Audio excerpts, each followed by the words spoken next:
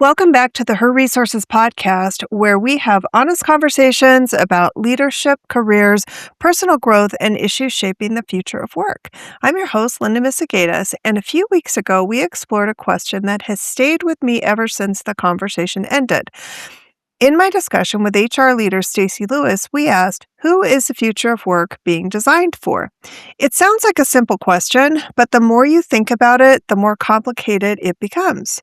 Because right now, organizations everywhere are making decisions about artificial intelligence, automation, workforce planning, and talent development. Decisions that will impact not only how work gets done, but who has access to opportunity in the years ahead. Some people see AI as the greatest productivity tool of our generation. Others see uncertainty. Some see career acceleration, and others see disruption. And while the headlines tend to focus on technology, the real story has always been about the people. The real question isn't whether AI will transform work, it already has. The real question is whether we'll use these tools to expand opportunity, develop talent, and create a future that works for more people, or whether we'll unintentionally leave some behind. That's where today's conversation begins. My guest today isn't here to represent a company, defend a product, or promote a corporate agenda.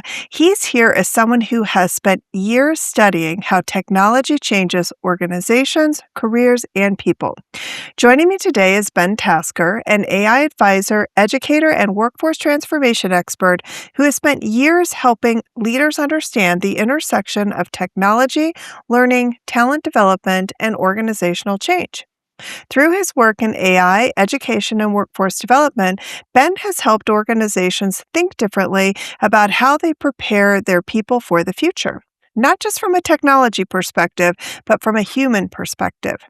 Before we jump in, I want to note that the views and opinions shared in all of our conversations are Ben's own and do not represent any employer, organization, or institution he may be affiliated with.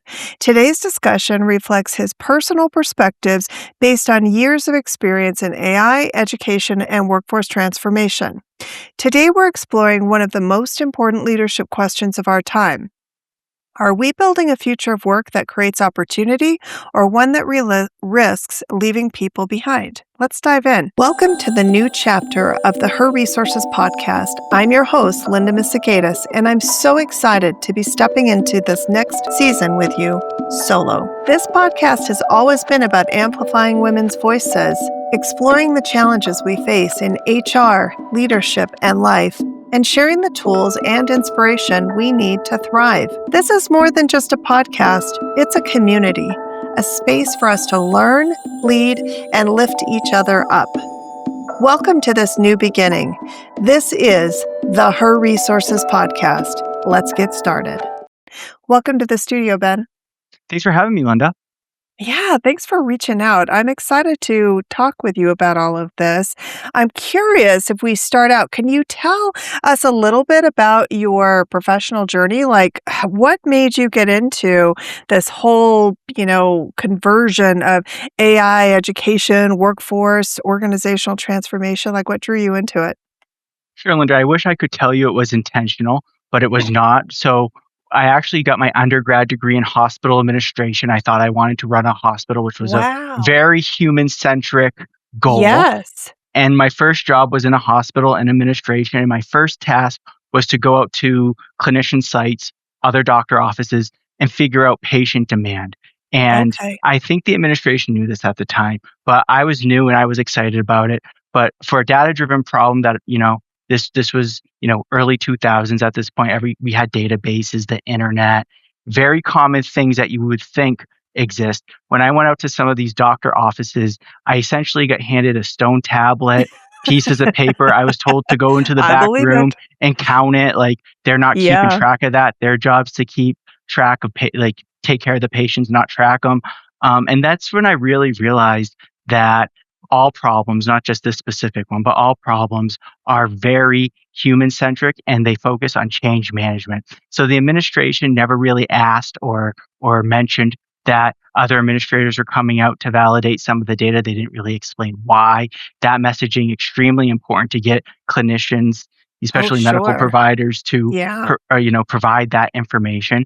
And also on the flip side, even if we gathered all that, right, we still have to encourage the change to get them to put it in the actual data system so that we don't have to do this manually every time. And I think the reason why some of the clinicians didn't want to put the data into the database is because maybe they felt like the organization wasn't being transparent. There were some change management issues there.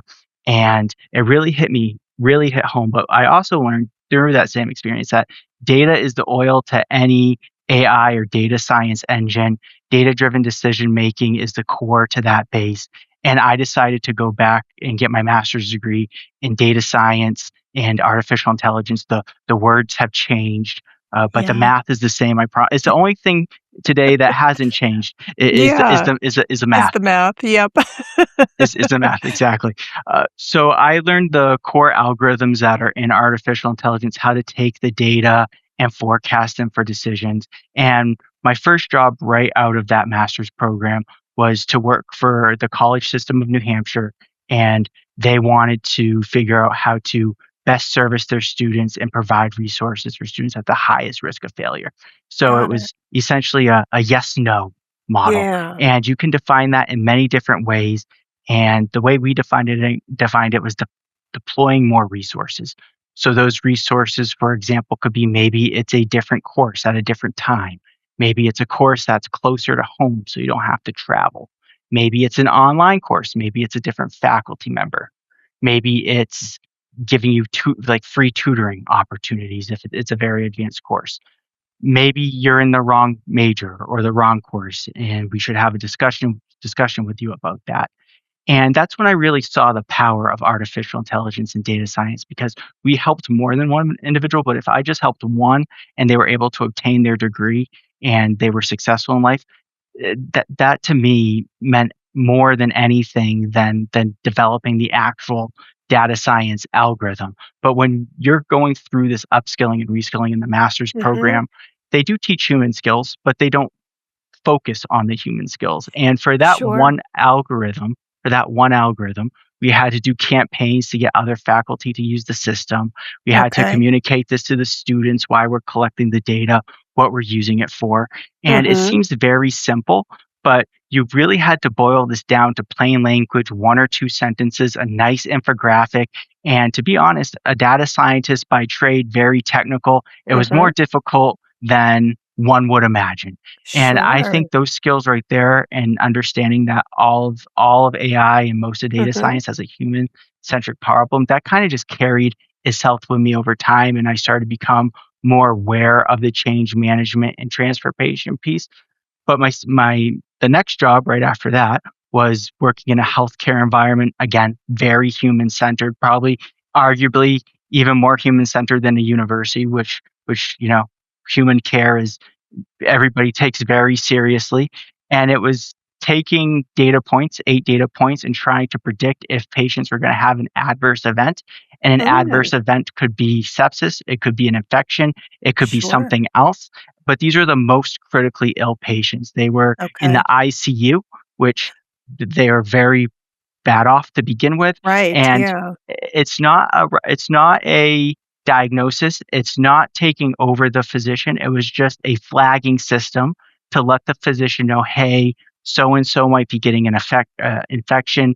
You might want to go check that out. So it was an early warning system. And what in that case, since the humans in the loop, I can tell you these clinicians were very, very against doing anything with I'm AI. sure. Yeah. Slowly over time, because it was alerting them instead of telling them, that's a Mhm. key language That there. that yeah, that is a key differentiator, you're right. They were more willing to engage with the tool, and more often than not, it was able to point in the right direction of what was going on before the clinicians would even notice because, for example, like body temperature, when you get an infection, Okay. Yep. even like a point 1, Oh, a point 2 sure. in the ICU setting in this type of Yeah. environment, that could indicate an infection. It doesn't Something's going necessarily on, yeah. mean that, but it's something Yeah. of vital you might not even notice it on a chart. So Right, those really right, subtle differences made a big impact. right. And the clinicians are still using it. It's been deployed over thousands of patients, And I then went back into academics. This time I was brought in as faculty. I then moved up to become the dean of AI for the world's largest online university.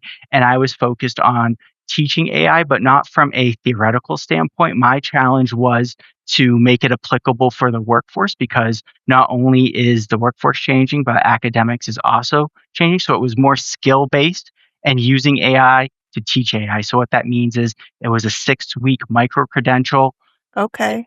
instead of 8, 10, 12, 14 Sure. weeks like a regular Yeah. college course.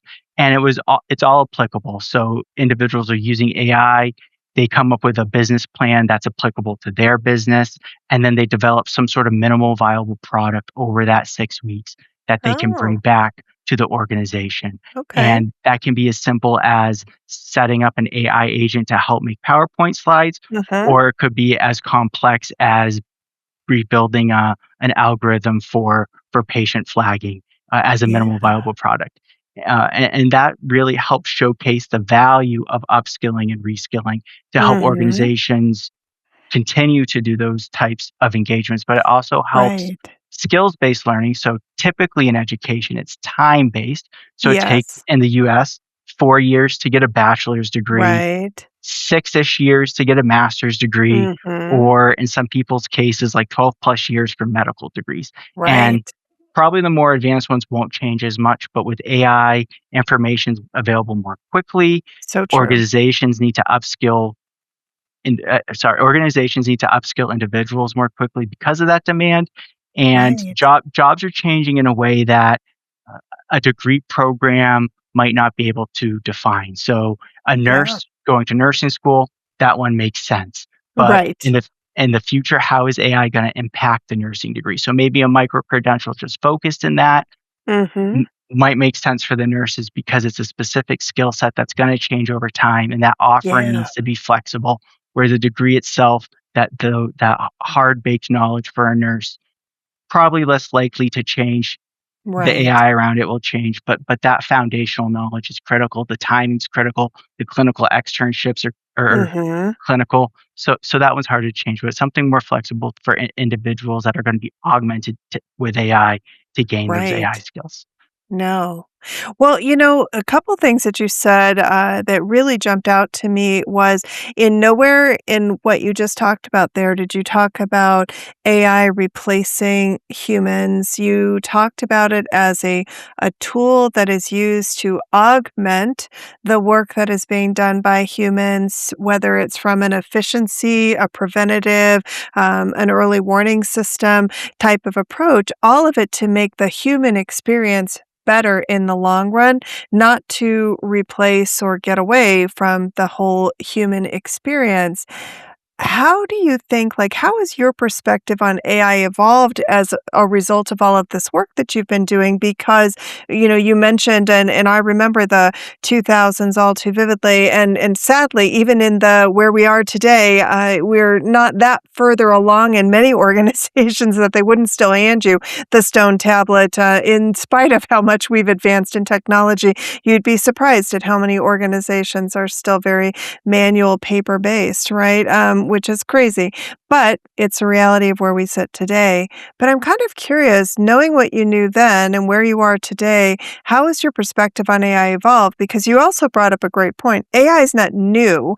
What we're talking about in newer AI is more agentic and generative AI, not so much the fact that, I mean, AI, I think, has been around since the 1970s. And so it's been around maybe even earlier than that, but definitely since the 70s, it's been around. So curious, how has your perspective changed? So I think AI can amplify human capability. And to answer your question directly, very pro AI. But as we move through what I like to call the AI between times, the Yeah. moment that we're all living through together right now, we're not fully into the fully Yes. robotic future, but we're leaving some of Right. the old processes behind. Mhm. We're trying to figure out how to AI them. We're Yeah. gonna get some stuff wrong. And by we I Yeah. mean society. Just because we Right. haven't done this type of innovation before. So So an true. example of that is when OpenAI was released. Just within Right. 5 hours, 5 hours, 1 million users signed up to use that product. That's a faster adoption than the smartphone, than probably the internet, computers, any other revolution before it. It was the fastest adoption, and that adoption is gonna keep increasing whether or not us humans like it or not, just because now it's an application that's pretty easy to easily accessible. It's on the Yes. internet, right? Yep. We can Mhm. engage with it. Right. What organizations are skipping because it's moving so quickly, and Mhm. this is the part where I didn't fully comprehend it at the time, even though I was aware of it, is the change management piece. And by change management, so we can see organizations that just try to slap in AI. For example, I tried to order a pizza just a few weeks ago. It was an AI system. It took 7 times to get what I would consider a very Oh my basic goodness. pizza. At one Yeah. point, I was just like, "I'll just hang up and go somewhere Right. else." But think about that at scale. Organizations are Yeah. trying to do something similar. There's more negative AI news than positive AI news. Yes. The sentiment around AI is actually very negative. I believe around Yeah. 60% of folks right now actually don't really care for it. It's I true. I Interesting. So why are organizations skipping the change management? So without the Mhm. change management, and this is proven, 95% of AI implementations have failed. So the slapped in AI order taker, more advanced call systems, very advanced companies trying to put in AI. I call this AI as a point solution Yeah. and AI as a system solution. So make Mhm. sure it navigates all your processes, including the humans, how to interact with it, the training behind it, how to use it. That 5% of all the companies that are taking on the change management, those are the companies that are successful with the implementation, and it's that systems thinking approach versus just the point solution approach that is making it successful. So, I usually haven't called myself a change management individual, but now Yeah. it's a very heavy change manager because I could be the one of the greatest experts in AI ever, and if Yeah. we're not considering that human element, the training, the upskilling, how is it gonna impact jobs? How are the jobs gonna be augmented? How are we Mhm. gonna build this around the organization instead of, like, just in a department or Yeah. for specific use of people? Uh, it's not gonna be successful. Hey everyone, we're the Her Resources podcast, where women share real stories, real lessons, and the resources that help them succeed. We're always looking for inspiring women, business leaders, creatives, educators, and changemakers who want to share their journey and empower others. If that sounds like you, we'd love to hear your story. Reach out to us at contact@herresourcespodcast.com and let's start the conversation. It's not. You know what's funny about what you say there, and maybe not like funny, haha, more ironic, is that change management has been at the heart of everything, and yet we continue to ignore it. We've seen this since I remember the early days of my career, and having these conversations way back then about needing to have change management. I think the problem that we have always seen around change is that we view it as an event versus an ongoing process, systemic type of approach that we need to take, and that it's to your point, it's not about the change in the technology or change in the system. It's the impact to the humans and the understanding of the why, the what's in it for me, the training, the communication, laying that foundation. And you would think that in all these years and all the changes that we would have figured that out by now. And yet change is one of the very first things that almost always gets eliminated from any project, program, or initiative in organizations. And it never fails to surprise me that, when that happens, that those organizations fail. So it's interesting that you bring that up because it's just at the crux of so much of what is the problem around all of this. The other thing that you bring up that I'd like to hone in a little bit on, because we've been talking about this and we're getting ready to really dig into this over the series, is you mentioned the systems. I do think that that is another issue that we have in place today is we've not addressed the systems that are in place today that aren't necessarily operating in the world we live in today. So, most of the things that we look at are still kind of tied back to the Industrial Revolution when everything was happening, and we have not really taken a look at those systems. So, what we're trying to do is force this technology into systems that were based on a much different time. I'm curious your thoughts around that and kind of how you see that all transitioning over the next few years. So systems at its core are data, and data is the oil to any AI engine. So garbage in, garbage out. The AI is not going to be able to master or fix a poor system to make it good. It only can be built on a good system and be able to follow those processes. And I bake that into the change management. But when folks skip that step, that's another reason why it fails is because there's this convoluted process that the company thinks everyone's following, but it's on the ground. It's much different than what they think it is, and the Yeah, AI can't really be trained because there's so much nuance to it. right. So it only can get so far. And an example of Mhm. that might going back to the pizza ordering Yeah. system, simple enough, but how you speak, how fast you speak. Yes. Maybe I pronounce words differently than other Right? folks. Maybe that wasn't considered, and it should have been tested a little bit better. But Mhm. maybe that company just bought it thinking that, hey, it will free me up so I can make more pizzas. Where in this case, they're probably making less pizzas because it's too hard to Yes. interact with. Yeah, people got frustrated.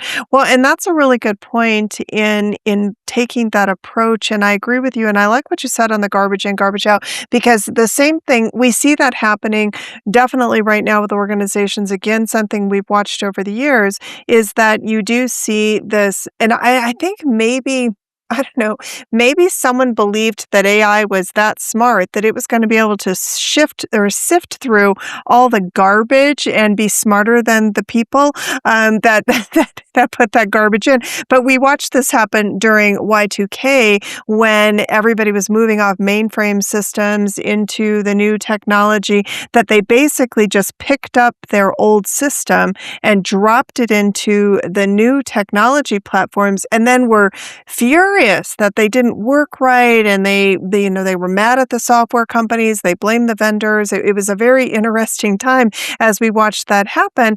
And to your point, I think we're repeating that all over again, but at a faster scale because of the adoption of AI in organizations, to not taking the time to really evaluate what was it even working before you brought the AI in, because in many cases those systems were already broken and now you just brought in something else that's just adopting your broken approach, right? Absolutely, that's exactly what's going on. Yeah, no, it's fascinating. All of these things are happening. When you look at the organizations that are embracing AI today, do you see them building a future focused on people or primarily focused on productivity? The organizations that are doing AI right are focusing on the individuals. It's Mhm. augmenting with AI, and those are the 5% that are highly successful. The other organizations eventually fall into that 95%. But augmentation, I think, is that sweet spot because not only are you able to amplify the human output, but you're also able to maximize how the AI is operating. So even if you can't fix the whole system with an augmented role, so maybe folks in marketing are using AI to help write their marketing briefs or to help create websites or to help find leads. All very possible. You're still able to capture more leads. You're able to still build websites faster. Completely automating that function, you potentially could be missing a lot. And that's when those organizations fall into that 95% category.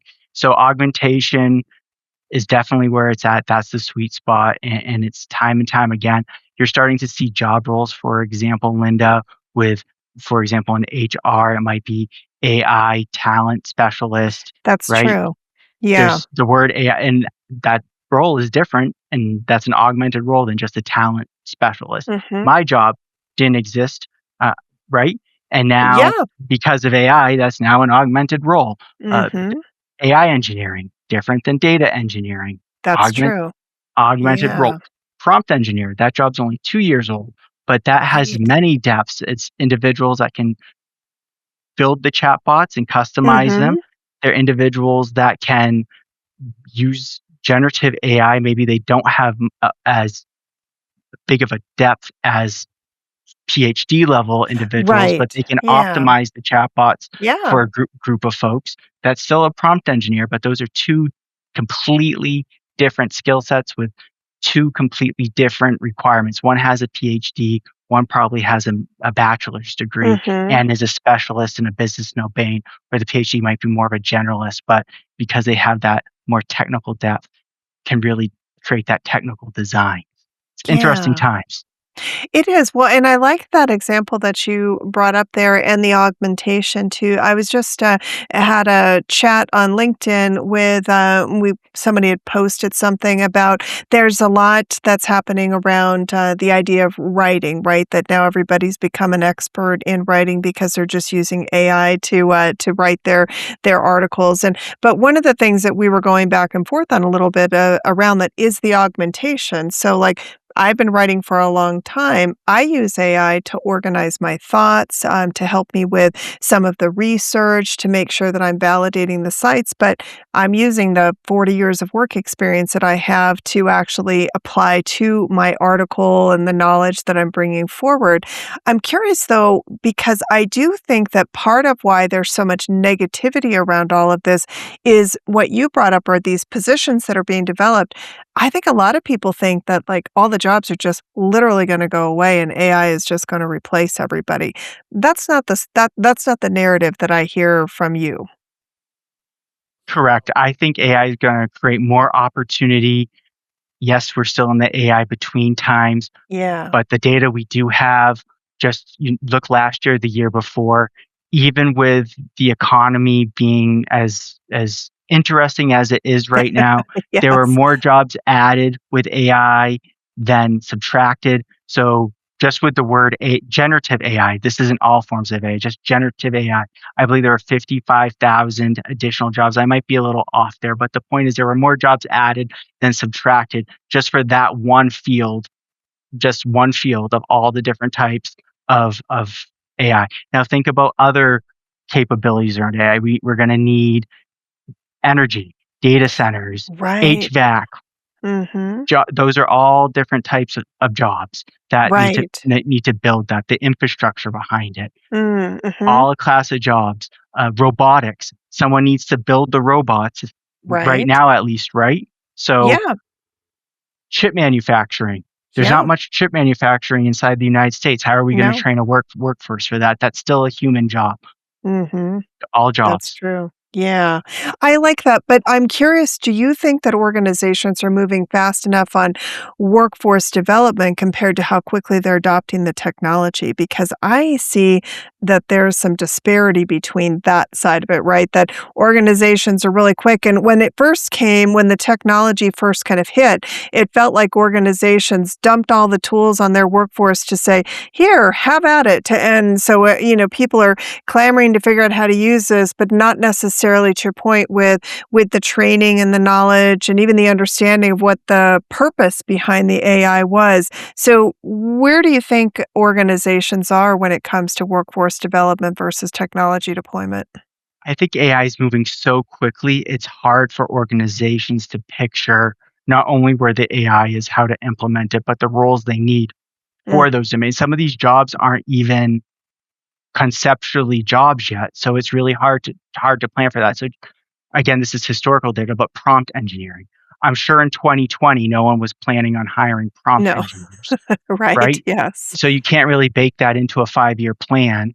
It's something that you have to react to. So I like Right. to emphasize on upskilling and reskilling. That's where you take skills instead of thinking about job title skills like prompt engineering, systems thinking, analytical thinking, human skills, empathy, leadership, project management, and you provide those learning opportunities.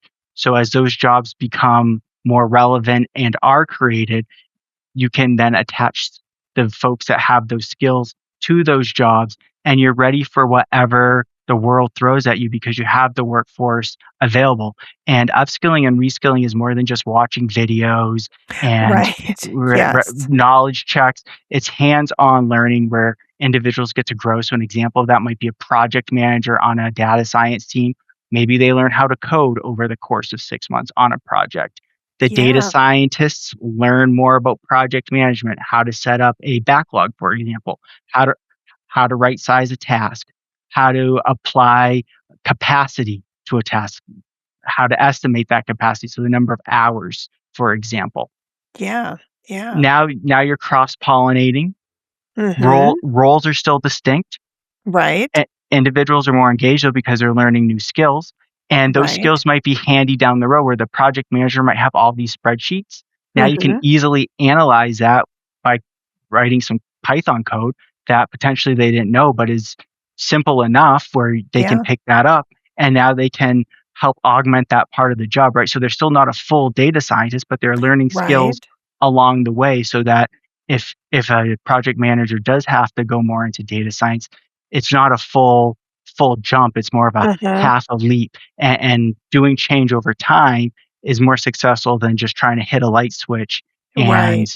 it's going to be very hard for organizations to find all the talent that they need Mhm. because it's Mhm. not conceptually clear where that is besides data and AI roles. But that is now also becoming opaque because all jobs or most jobs are hitting data and AI domains just because of the nature of the change around the technology. Are you ready to take your podcast to the next level? Let LJM Productions help you sound your best. We specialize in podcast editing, production, audio restoration, and mixing, ensuring every episode is polished, professional, and ready to wow your audience.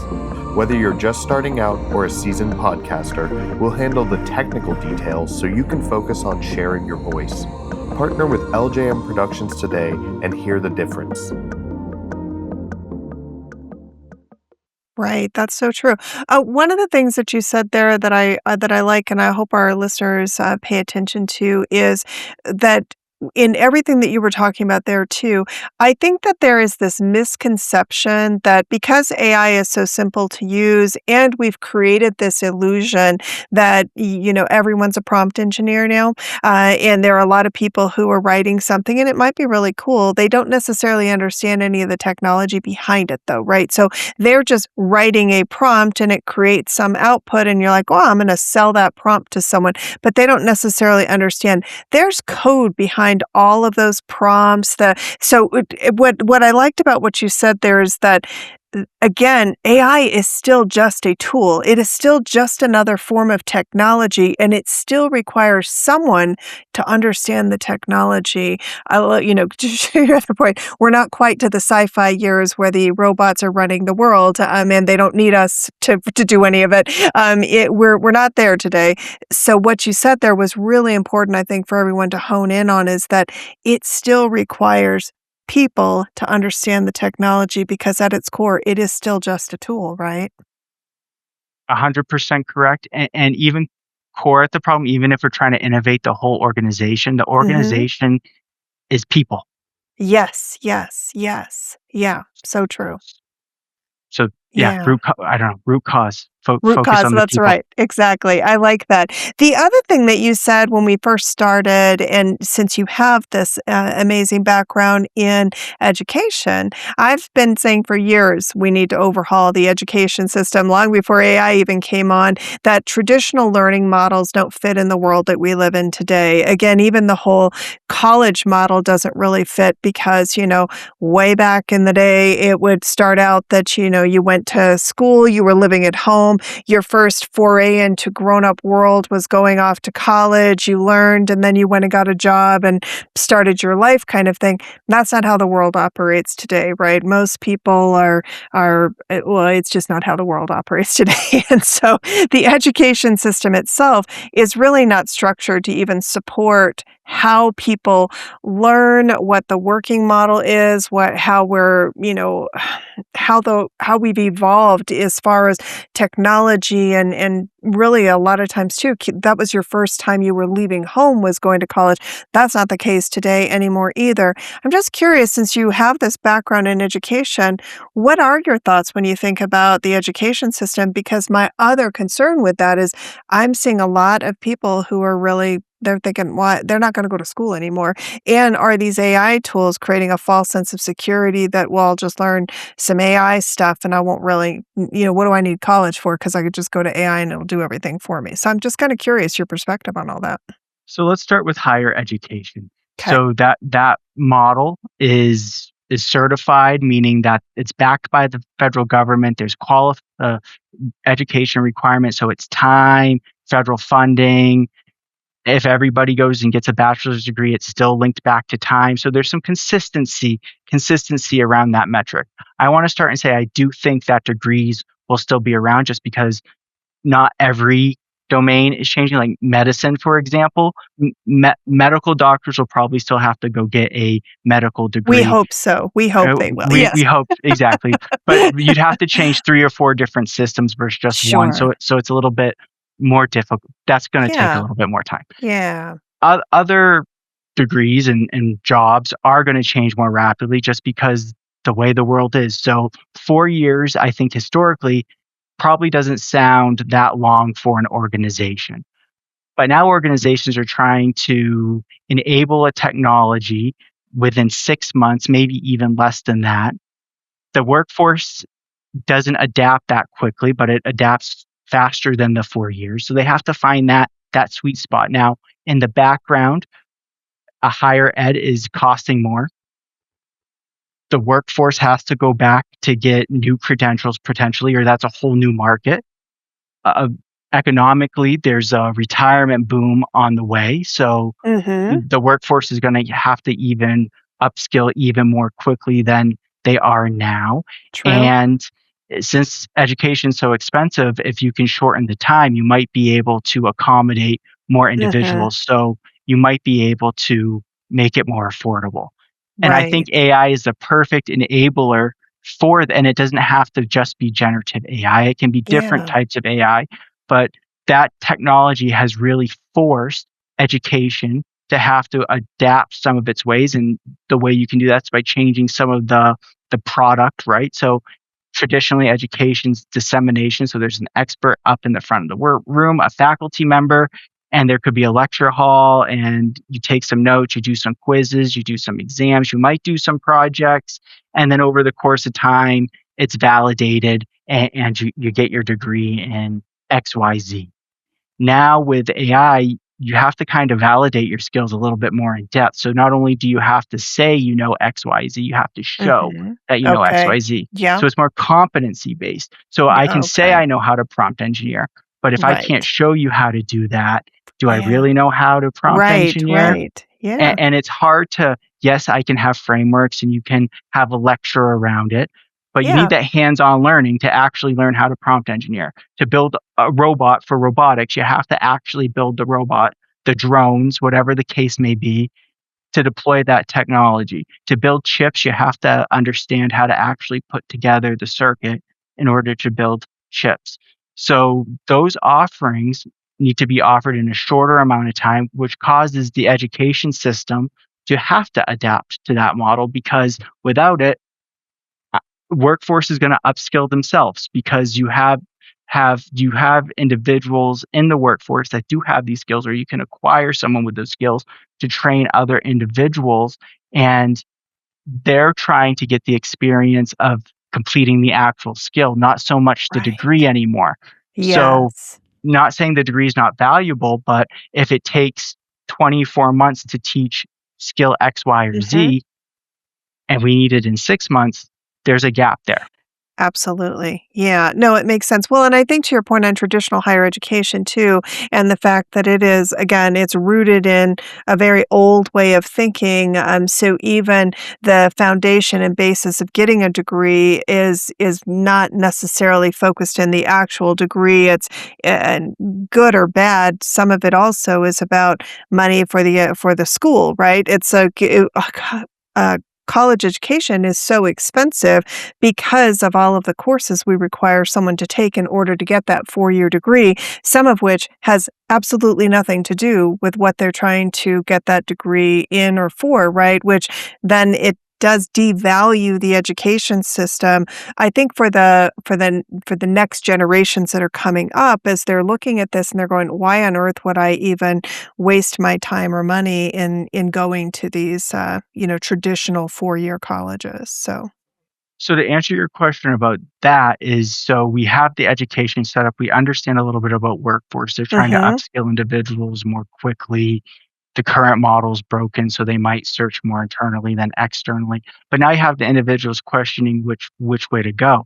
Most of the job market, now this may change as well, but most of the job market today, at least in the United States, is based on degree qualification. It is, yep. So to get a entry level job, you have to check the bachelor's degree box, Mhm. and Yep, usually middle management's the master's degree box, and then for highly skilled jobs, you might need a PhD. right. I would recommend to still go to school because you still need Mhm. to check that box unless the whole system's overhauled to accommodate the new way of working, which Yeah, we're again, that's seeing a going to take. lot more shift towards skills-based hiring, but you're right.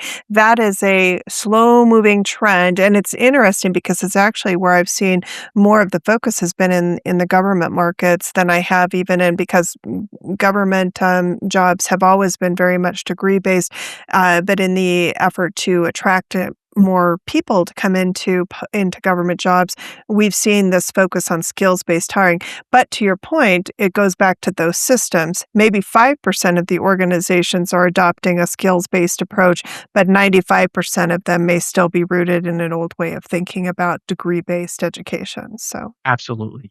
yeah, no, that's a really good call out. I'm curious then, how should both employees and maybe even that younger generation be preparing themselves regardless of the industry? Because one of the things we focused on higher education, but I even think about like our younger generations that are in grade school and coming up into high school. Are we going to see an increase back to maybe the trade schools? What advice would you give to both those who are currently in the industry today and maybe those who are trying to figure out how they're going to get into the industry? Because I think there's a real fear and a level of anxiety for younger people to know how are they going to fit into all of this? What are they supposed to be doing? I think there's a lot of stress and anxiety right now. So most of my young adult life, I wanted to be a hospital administrator. I was very attached to Yeah, a job title. So right. I picked a degree that mapped to that job title. Now Yeah. some job titles like medical doctor, for example, Mhm. that job title is probably still going to require that degree like we've discussed. But I'm going to encourage listeners to maybe focus on the skills, not so much the job title, because skills you can interchange. Where if I'm so focused on a job title and AI augments the job title, or maybe that job title isn't as relevant in the new world of working, I can quickly adapt to that. Where just focusing on a job title right now, you might not be able Yeah. to adapt as quickly. So, what does a skill look like? Mhm. So, there's many different ways you can look at skills. I like the World Economic Forum's way of looking at skills because it's simple. And the reason why it's simple is because there's two types of skills, and they fall into one of these two types. AI skills, which is traditionally technical skills, but that can be prompt engineering. It can be systems thinking, analytical thinking, coding. Any technical skill can fall under AI skills. The reason why they call them AI skills because right now they pay a premium, but in the future AI is going to get really good at those skills because Okay. that's how AI operates. And then Yeah. there's human skills, and human Okay. skills are beautiful because Yeah. AI can resemble these skills. For Right. example, empathy, Yeah. flexibility, adaptability, leadership, but it Yeah. can't fully master those skills. Humans Okay. can only master those skills. So Yeah. right now, they don't pay as much of a premium, but in Mhm. the future they will because AI can't really fully do those skills. Right, right. I like So I that. would try to balance my portfolio, so to speak, with human and AI skills. That way, whichever way this between times lands, you're ready to navigate. And one of the top skills right now is flexibility and adaptability. So not prompt engineering, not analytical thinking, flexibility and adaptability. Think about that. So organizations are looking for folks that maybe might not be as attached to the job title, but can do Right. tasks that are linked to skills Yep. and are okay with a little bit of uncertainty because it's really hard to plan for X, Y, and Z 5 years, 10 Right. years, 15 years out. The whole world is changing, and it's not just AI that's changing. There's other No, economic factors going into this as exactly. well. Yeah. Top skill, and that one's hard to teach, but it's something you have to practice. So some of these skills you have to determine to require yourself. Like maybe some of my college courses taught those skills, but it wasn't directly in the syllabus where I'm like, oh, I'm going to go take a flexibility course. Like maybe Right. that's physical therapy or something. But right, like Yeah. it's a mindset. Yes, it is. That's true. I have exciting news. The Her Resources podcast is opening sponsorships. If your brand supports women in HR and leadership, think talent, well being, learning, pay equity, coaching, productivity, or mission driven tech. This is your moment. Our listeners are decision makers and change makers who show up for real conversations and practical tools every week. We offer flexible options, pre-roll or mid-roll host reads, series sponsorships, and thought leadership integrations that highlight your story without the fluff. Ready to connect with a highly engaged audience and grow with us? Email contact@herresourcespodcast.com and put sponsorship in the subject line. I can't wait to collaborate. No, that's a really good point. I like that, and you're right. That creates a real simplicity on both sides, and hopefully that helps alleviate a little bit of the anxiety that is happening out there because people do process change much more slowly, and I think that we just assume that there's a resistance to the change that people are, I don't want to change. I'm not going to change. You're never going to make me do this. I don't think it's that so much as that it takes us a while to really understand the why. So from that perspective, what would you recommend? Like how can leaders out there, how can organizations, how can educators maybe alleviate some of that with helping people to understand maybe some of the why behind the change? Maybe that would help people process the change just a tad quicker because the technology is clearly moving at a rapid pace. And I think that's the why, but a lot of leaders have difficulty communicating that, They Linda. do. Maybe we start with a simple communication and make sure that we're transparent and we're honest behind the reason why we want folks to focus on skills X, Y, Z. And then we provide opportunities for that. It's not just a talking point, but we make really clear learning pathways. And that's another step a lot of these organizations skip. They'll either make some videos, they'll have pre-canned videos from the vendor, 100%. Yes. and at least for AI, now the human skills are a little bit more difficult. You need to actually Yeah. have practice with that. But with the AI skills, you actually need to use the tool Yeah, and get yes. the output, right? And have someone validate it Yes, in order to yeah. learn it. It's true. They No, skip that it. is so true. They do. Yeah, no. Well, and I'm curious then, because maybe part of this as well is when I think about the role that HR can play in this innovation and what's happening around all of this as well, is that one of the things that you've said along throughout our conversation here is really on that focusing in on the skills, maybe moving away from the traditional titles and job descriptions.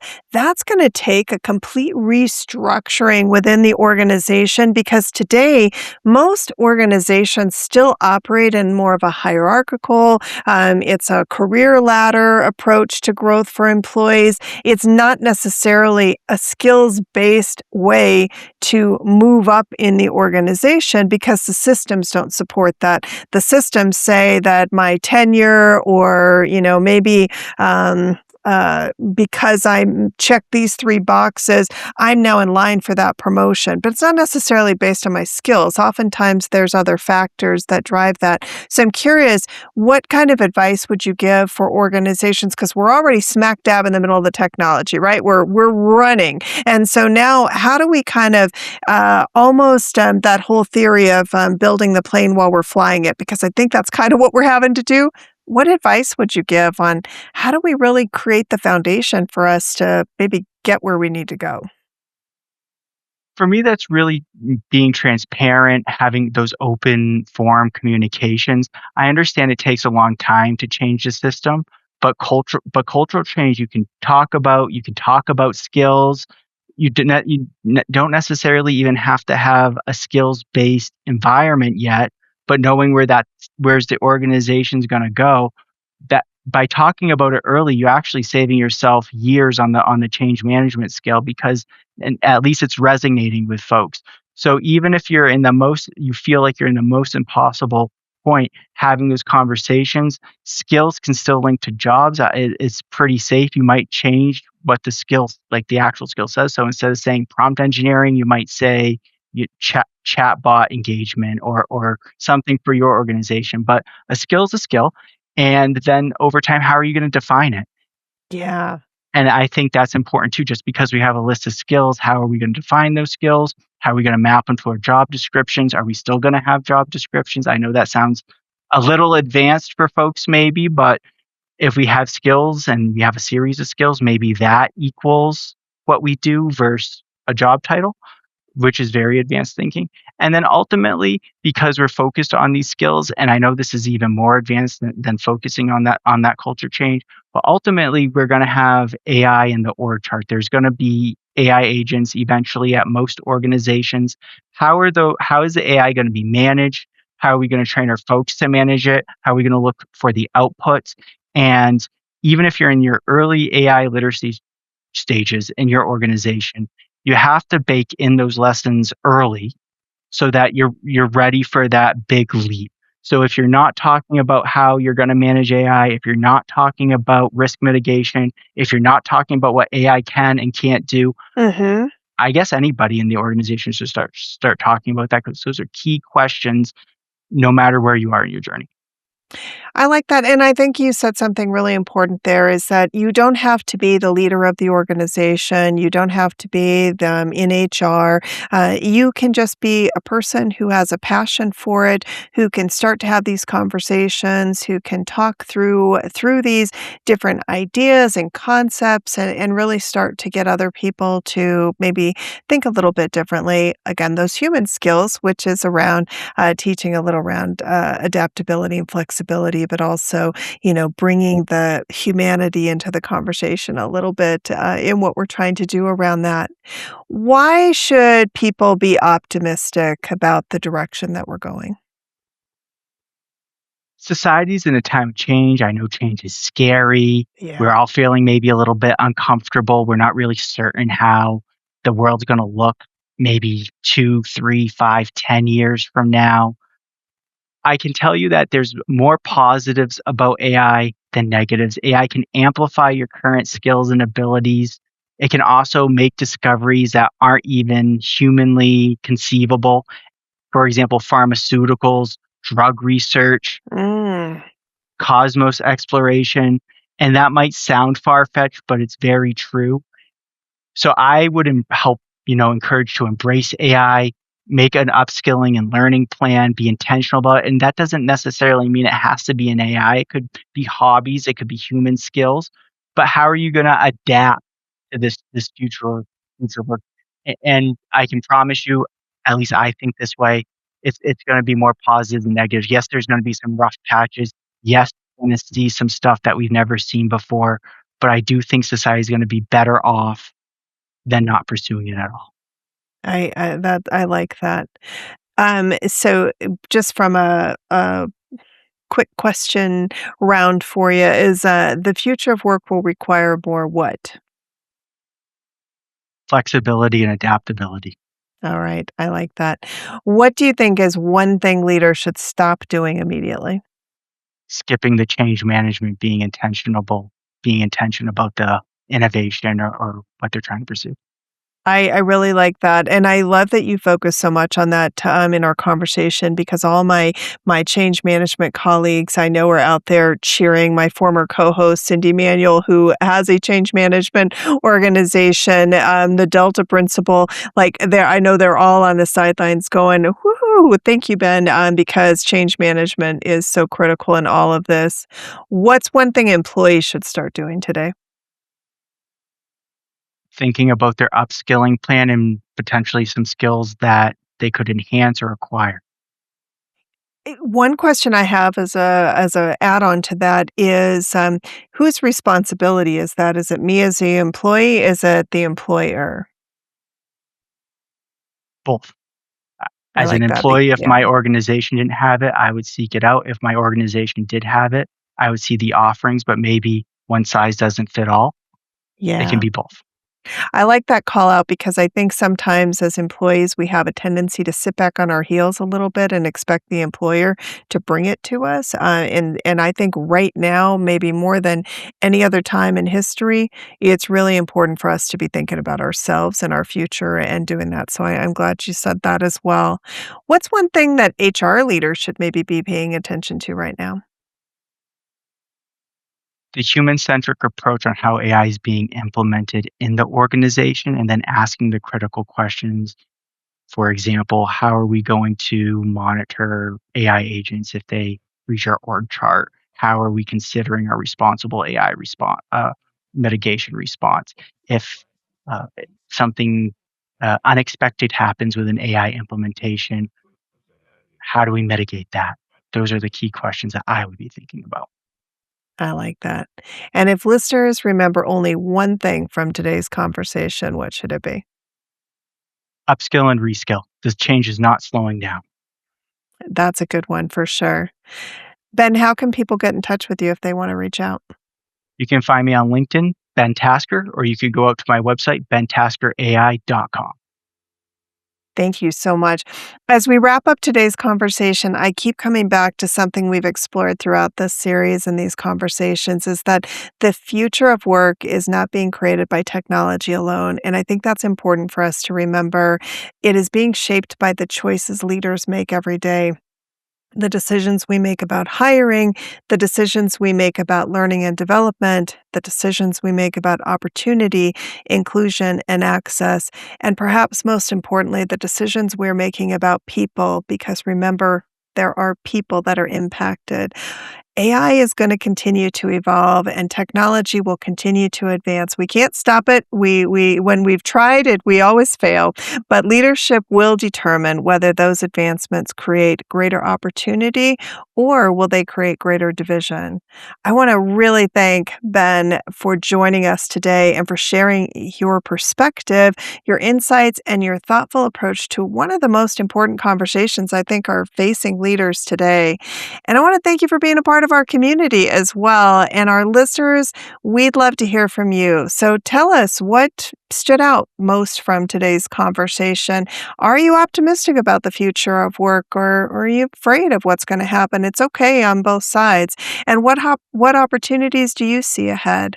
Join the conversation on LinkedIn and let us know your thoughts. Follow the Her Resources podcast on your favorite podcast platform. Subscribe so you never miss an episode and leave a rating or a review. It helps more people discover these conversations. But most importantly, share this episode with maybe a colleague, a leader, an HR professional, an educator, a friend who is thinking about the future of work. Every share expands this conversation, and every listener becomes a part of this growing community of leaders committed to creating better workplaces and better futures. So thank you for spending time with us today. And until next time, remember this: the future isn't something we wait for, it's something we help create. Ben, thank you again for being here. You've been an amazing guest, and I can't wait to see what comes next. Thanks for having me, Linda. This was a fun one. Thank you.